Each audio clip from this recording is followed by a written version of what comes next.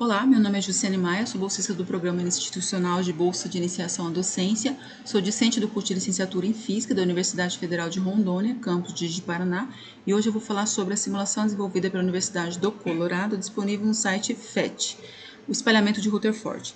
Na página inicial da simulação, nós temos duas opções, o átomo de Thomson, conhecido como átomo bolo de passas, e o átomo de Rutherford. Eu vou começar pelo bolo de passas. Bom, lembrando que o modelo teórico de Thomson, ele foi desenvolvido após a descoberta do elétron pelo próprio Thomson. Então, após a descoberta do elétron, ficou claro que o átomo possuía carga negativa, massa e também carga positiva, porque o átomo é eletricamente neutro. Só que uma pergunta não tinha sido respondida satisfatoriamente: como que essas cargas elas eram distribuídas dentro do átomo? E qual seria a melhor maneira de medir essa distribuição? Então, Rutherford, no início do século XX, ele decidiu, através do experimento de espalhamento, que consiste em você jogar uma partícula, uma carga num alvo e reproduzir esses resultados, ele criou o seu experimento, que é conhecido como espalhamento de Rutherford, em que, com um feixe radioativo que emitia partículas alfas, ou seja, são partículas de carga positiva, com 2 prótons e 2 nêutrons. Ele incidia essas partículas alfa numa folha finíssima de ouro e depois, com um aparato fosforescente, ele media o ângulo de espalhamento caso houvesse. Aqui nessa simulação, como ela simula o que seria observado por Rutherford caso o modelo de Thomson estivesse correto na sua distribuição das cargas negativas e positivas dentro do átomo, a gente vai observar agora como seria observado por Rutherford. Aqui a gente vai habilitar a exibir trajetória, que a gente consegue ver a trajetória da partícula incidente no feixe, né, de partículas alfa, e após a colisão com o átomo de ouro, ele vai haver um espalhamento ou não, e a gente vai observar. Vamos dar início, clicando aqui nesse botãozinho aqui. O que a gente pode observar aqui? As partículas alfas, elas estão seguindo uma trajetória reta, praticamente, sem nenhum desvio. Ok. Agora vamos para a segunda parte da simulação.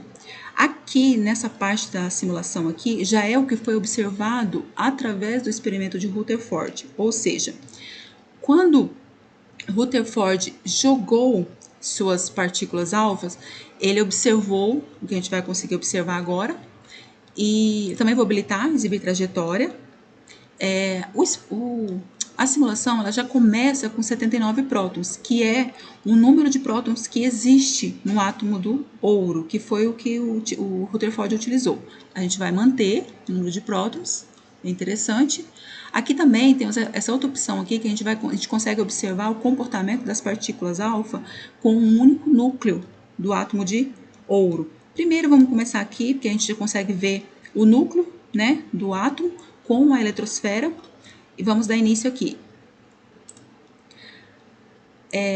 Essa simulação ela condiz com o que foi observado por Rutherford, ou seja, a grande maioria das partículas alfas elas passam pela folha, pelo átomo de ouro, sem sofrer nenhum tipo de desvio, passam em linha reta.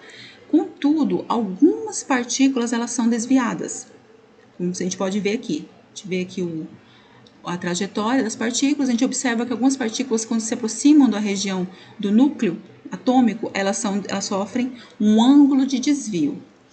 Com base nisso, Rutherford elaborou seu modelo atômico, conhecido como modelo planetário. Por quê? Como uma grande parte das partículas alfas elas passam em linha reta pelo átomo sem sofrer nenhum desvio, ele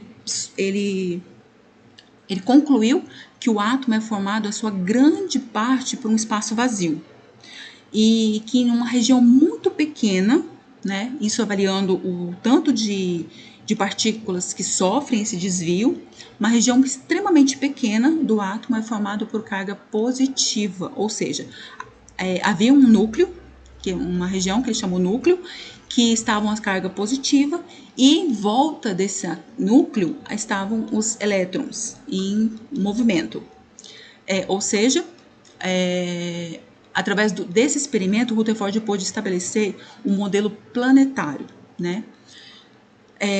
Com base também nessa quantidade, ou seja, na proporção de partículas alfas que passam em linha reta pela eletrosfera e as partículas alfas que são desviadas, Rutherford também pôde estimar o raio do átomo de ouro e também do seu núcleo. Ele estimou que o raio do átomo de ouro era cerca de 10.000 vezes maior do que o raio do ouro. Aqui, no caso, a gente pode observar como as partículas passam, né? Um único núcleo. Bom, era isso que eu gostaria de apresentar. Muito obrigada.